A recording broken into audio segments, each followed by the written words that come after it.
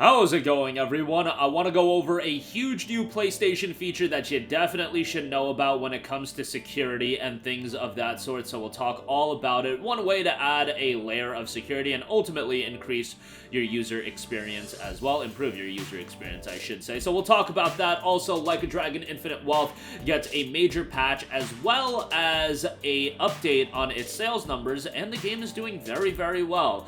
Good to see RGG titles continue to do well commercially, and we'll talk about that at the end of this video. Now, before we get into this video, I just want to ask you guys, please like this video and do leave a comment with your thoughts. It really does help out the channel a lot, and it is much appreciated.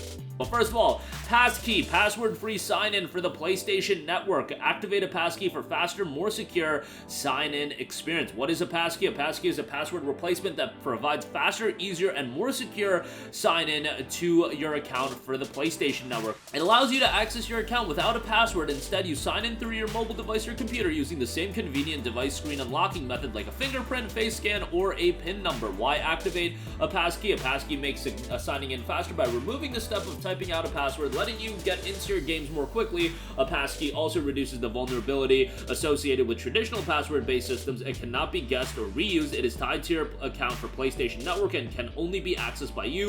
Passkeys are safer than passwords because they are resistant to phishing and other types of cyber attacks like data breaches. Obviously, whenever we talk about security and data breaches when it comes to PlayStation and Sony, I am just taken back to that fateful time, and I believe it was 2011, where the PlayStation Network was hacked in the PS3 era and PSN was down for a month. You guys remember that? Like, let me know. Shoutouts in the comment section to all of you that went through that, and it was a wild time. And then, you know, we got PSN down for a month, and what do we get in return? We got copies of Infamous, Dead Nation. What were some of the other games we could redeem? Was Motorstorm in there? I don't even know, man. There were some wild games that you could redeem as your freebie as like PlayStation's make good for the network outage. But that was a wild time, and I think really at that time, PlayStation and Sony had a really negative perception in terms of security. This is obviously entirely different in totality because this is just a passkey for your individual account, but whenever we talk about security and data breaches and things of that sort, you know, you gotta go back to 2011 and that fateful time as well. Definitely take advantage of this. I'm sure you guys are well aware about the typical steps that I would recommend as far as security with your online accounts. Be mindful of not reusing passwords. Certainly do have two-step verification enabled for the accounts you care about, so, you know, you'll have that extra layer of security, and, you know, you'll eliminate the password thing altogether if you do utilize the passkey. But just generally speaking, outside of your PlayStation account, I would highly recommend you to take the extra precaution. I was literally talking to a buddy, love the guy to death, but, like, he was literally telling me how he reuses passwords for everything, and including some pretty sensitive information. And I was just like, you know what, you'll probably get away with it in the grand scheme of things. It won't come back to haunt you, but why take the unnecessary risk? And you could just enable two-step verification. You could utilize different passwords, the password manager, so on and so forth. There's so many avenues for you to improve your security that most people don't take advantage of any of it, especially if you're of an older demographic where the online aspect to so many things has been, you know, more of a recent introduction. And recent, I'm talking about in the last decade and a half, where it's really exploded in the way you really engage with all of your accounts and whatnot. You know, I can definitely understand why you might be a little bit ignorant to typical safety precautions and things of that nature, but just do what you can.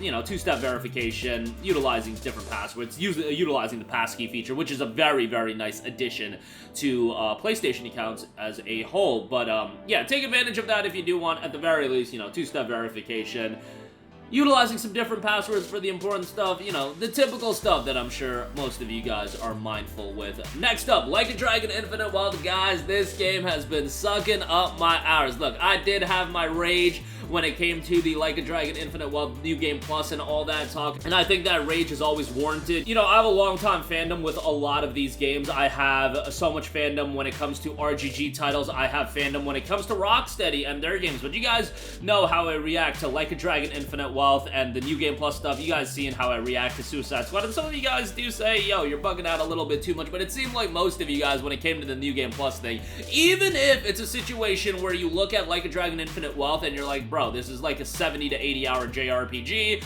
who's gonna do New Game Plus? The fact is, it was a feature that was available for free in previous RGG titles. It was taken away while the price of the base game was increased by $10, and you're charged $15 for the content. But Infinite Wealth, the game itself, my goodness, is the game fantastic. I'm loving my time with it. About 30 hours into the game. I'm on Chapter 8, which honestly, comparatively to who I'm talking to, seems like I'm rushing through the game comparatively to most people. It seems like people just get to some various side content and then they just get completely lost in that. I've been primarily focusing on the main content. Like, I got to the island where, you know, the Animal Crossing gimmick that they have attached to the game, and a lot of people are sinking a lot of hours into that. Just not my cup of tea, and I went right back into the main story. But there's a lot of compelling side content, there's comical side content, there's a lot to do in the game, and it's one of those games that you are certainly going to get your mileage out of. So really enjoying it, narratively incredibly compelling. Highly recommend you to play the existing Like a Dragon games, Yakuza games at the very least. You gotta play Yakuza Like a Dragon. Like, this is the second game in Ichiban's story. Kiryu is in it, but Ichiban is certainly still the main character, I would say. And the game so far has just been great and adds more depth to the turn-based combat system. I thought the turn-based combat system was already really well done in Yakuza Like a Dragon. Like a Dragon Infinite Well just makes it better, man. Really, really enjoying it, and obviously with the element of Hawaii, new location, sizable world as well, just so great. And if you're remotely a fan of these games, you'll really enjoy Infinite Wealth. Nonetheless, we have a brand new update that has dropped. Fixed a bug that prevented progress at the start of the tutorial in Julie's Gear Works. Fixed a bug that prevented progression when certain steps were taken at the end of the Sujimon battle story event. Fixed a bug which the darkening of the screen would not occur when arriving at Dondoko Island. Fixed a bug that prevented the player from progressing after following certain steps after the tutorial event battle in Chapter 8. Fixed an error that occurred during the Chitose's Kizuna drama when English audio was selected for the PS4 version, playing with the Japanese dub myself. I did play with the English dub for quite a while with Like a Dragon, but yeah, I am not a big fan of Kiryu's English voice acting. It is what it is. If you guys enjoy it, more power to you, but the Japanese dub, obviously, very, very well done. Fixed a bug that caused the save process to stop when using the autosave function on PS4. Fixed a bug that caused the self-empowerment challenge message to appear continuously during certain operations. Fixed a bug in the conditions for obtaining the Super Slamware and Megatron pad armor, as well as a bug that made them subject to the self-empowerment challenge, and fixed various localization issues. Fixed various other bugs to improve stability and quality. I think I saw like 1 or 2 errors so far in terms of like subtitle errors, but yeah, it's been nothing crazy as far as localization errors. But the game itself has been performing well. Story is really, really compelling, and the game itself has been great, and it has sold 1 million copies, as Sega has officially announced, which is a really good number for an RGG game, especially, you know, that's a worldwide sales. We don't know how it did stateside, but I imagine it did fairly well.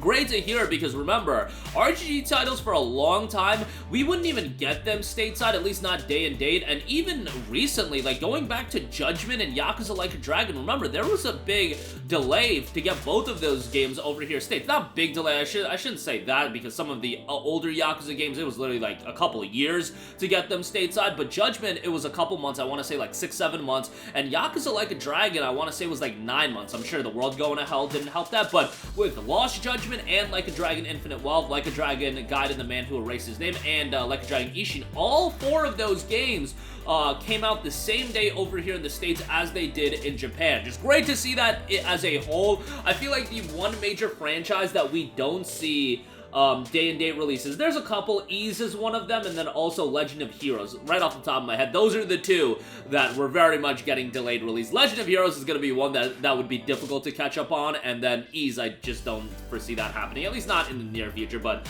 you know, what can we do? At least we're getting these games stateside, and more of them are immediately. There was a time where Final Fantasy 13, guys, doesn't seem that long ago. I mean, we just got Final Fantasy 16, and Final Fantasy 14 was an MMO, so, you know, FF13 wasn't that long ago, but Final Fantasy 13, if you guys don't know, I want to say it was a 6-month turnaround time from the Japanese release into the stateside release. It was either 3 or 6 months. I can't remember if the Japanese release was in December or September, and then I know the stateside release was March of the following year. But yeah, that's a thing of the past, especially when it comes to Square Enix games. But that's gonna do it for me. Again, passkey introduced to your PlayStation account. If you want an extra layer of security, take advantage of that. And again, as I mentioned in the video, just take the very common sense precautions as far as security with your accounts, and you should should be fine, all things considered. And Like a Dragon Infinite Wealth gets update 1.14. Loving my time with the game, just juggling it now with a couple of other releases. Grand Blue Fantasy, Persona 3 Reload. Like, man, it's gonna be a daunting process for the rest of February, but a good problem to have. And the game itself has sold 1 million copies, so good to hear that as well,